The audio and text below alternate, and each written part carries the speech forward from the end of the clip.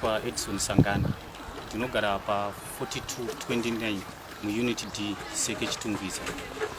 Dambudziko rangu randakaita nderekuti ndine mazuva andakaona mudzimai wangu achifonirwa kuri kumanheru. Times aifonirwa kumanheru aifonirwa around past 11 nguva zhinji nekuma 3 am. Ndikasvika pakundobvunza ndichinobvunza kuti kuna iwo ari kukufonera nguva dzinodzi dzemanheru ndiani? Painotsanangura pachinzi munhu ane chikwereti changu ndiye ari kuita sei ari kundifonera. Ndikati ko munhu ane chikwereti chako anodi kuti kana awana mari yacho uyo achikupa mari yacho, but iye anga asingapinduri, anga asingatauri. Ini ndabva ndangorambawo ndakanyarara. Saka nguva zhinji dzese ndaingonamata ndichingokumbira ndichiti Mwari, kana pane zvakavanzika zviri kuitika ngazvibude pachena. Ndokusvika pandakazosvika pakuzotorera mudzimai wangu foni achitaura nemunhu iyeye. Ndokubvunza munhu iyeye kuti ko naiwe ndiwani uri kufonera mudzimai wangu nguva dzinodzi? Munhu iyeye akakata foni. Ndobva ndatora foni yangu ini ndobva ndafonera munhu iyeye. Ndati ko indawo muri kufonera mudzimai wangu nguva dzinodzi manhero anaye nekuda kwei? Murume uyu akangopindura achiti afona ndiani? Bvunza iye. Ndobva zvangopera zvakadaro. Saka pese apa ndakange futi ndakanyarara. Kusvika it was last week ndozongonzwa mudzimai wangu ari kutaura kuti inini musi weSunday ndiri kubuda. Ndikati muri kubuda nekuda kwei? Sanza iwo uri kundishungurudza. Ndapanda kushungurudza ndepapi? Ini handisi kuziva panda kushungurudza. Chitaura nawo yako nekuti mudzimai akambvenga aramwa foni yandakange ndamutengera inini akairamba akaidzosa akati foni iyi handichada. Hapana kuita 3 days mukadzi wangu akabva akanga ane imwe foni nyowani. Chimwe chakazonyanya ndibata kusvika iko zvino ndechekuti mudzimai wangu pane mwana anomwa mishonga yaanonwa, but pamishonga yaanonwa mudzimai wangu ari kutengesa futi mishonga iyoyo. Mari yacho yese zvichireva kuti mari yacho yese iri kuenda kumurume yeye. Pei yangu yese, mabasa mamwe ese andinoita, andinozvitira emaoko yese ari kuenda futi kupi? Iko kumari yese ndinosvika ndichimupa, ndinosara ndisina kana sendi maomwe. Mari yese ndiri kupa iye. Ndo dambudziko randakasangana naro. Kusvika musi weSunday wacho kumanheru ndaendawo kwamachipisa. Ndichibva kwamachipisa amechi chakandipoti enda unosvika unodzikira bhazi pasi. Nditori pasi ndakanobuda pane chirodhi chinosvika nepachechi ipapo. Ndo pandakaona mudzimai wangu akatsiga dishi achidhunza mwana. Apo mwana sofa akutaura kuno akukwanisa almost a month. Haasi kudya chikafu chinobikwa namai vake. Pamwe pacho akanditi ndawana party time ndiri kunoshanda. Pamwe pacho kuti ndine mazuva ndiri kunorara kubasa. The first day akati ari kunorara kubasa akadzoka mumba nemwana waakabereka kumusana. Ndofunga na 3 am dzemakuseni. Ndo zvinhu zvakaitika. Ndo dambudziko randinaro kusvika pari nhasi. Kusvika tatozoenda pachechi pacho tikaona namapasta tikagara pasi tikanotaura.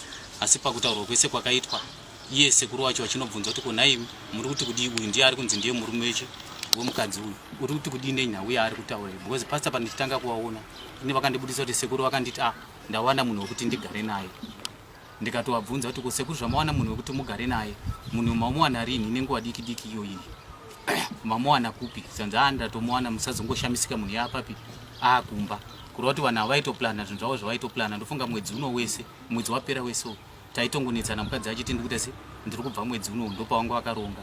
Saka nawe akanga iripo kana pakurongwa kwezvese izvi zviri kuinvolva sisi wemudzimai wangu nabamukuru anove murume wasisi wemudzimai wangu. Ndo varipo panhau dzese dzipi idzodzo. Vakatombouya kumba ndichiti vatigadzirisi, but pavakauya kumba havana chavakakwanisa kutigadzirisa. Vangosvika vachingoita se vachingodzokera kusvika vazotiti uyai kumba tazodedzana tete. Musi wavo vakanditi ndiende kumba kwavo, ndakwanisa kuenda kumba kwavo. Chikonzero tete vakange vasipo. Iye mudzimai yangu ndo musi wasina kurara mumba paakapinda mumba na 3 am ndo pakazoenda ipo. Kadzindadara naye akanga asina murume. Iye aita kuti murume wakamutisa 5 years ago. Mbanzisa baba. Tivatamufambidzana. Tikara musoro murume wachawo. Makatora nazvarini kuti ndimazvanisa? Aisandi Sandapere.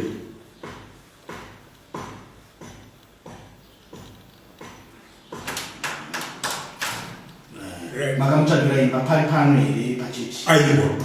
Apo ini handisi ndinokutsvaga imba. Ndakangokutaura kutsvaga imba. Ndotaigamuka boisika yoko. Ndakaona kuti hazviiti uragamuka boisika gaga. Saka akatsvaga imba namunhu amaitiwa. Ndakatsvaga imba natete nokukapatwa ne2 years ago. Ava ndo aikatanga nguva yese. Edison aigara kuStony Ridge nemukadzi wake. Atone mukadzi wake wakatonorora kabisa. Inini kwandiri hana chakanobvisa. Instead of kuti kana chichitaura pachivambi inenge itori boyfriend kwandiri.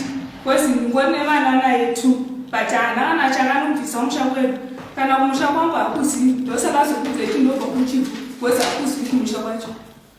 Asi kwamukadzi wanga achigara naye kuchifu wanga achigara naye kuStone Ridge ndokwakaendesa mari anokusatsvakira ikuru. Saka inini naEdison tatitori separate kwe5 years ago ndasingagari naEdison.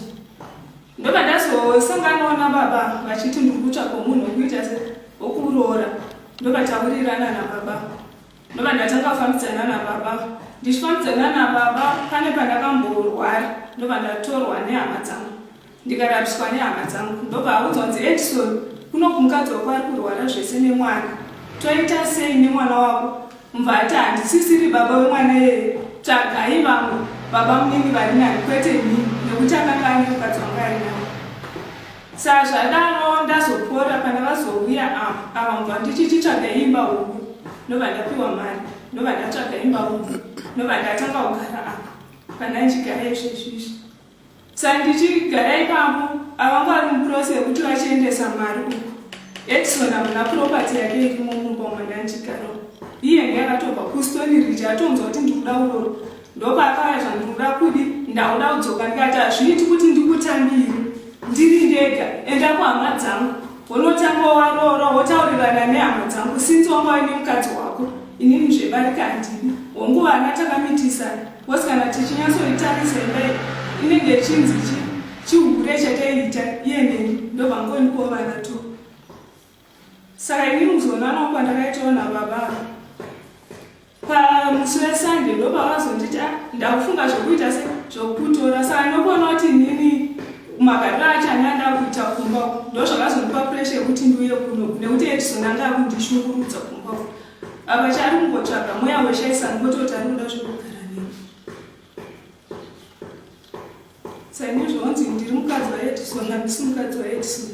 Dai anga akatorerwa nemukadzi neava chiri kumutadza kuti aende kuna naTezvara kumusha kwangu inini onotaura nyaya yake chii.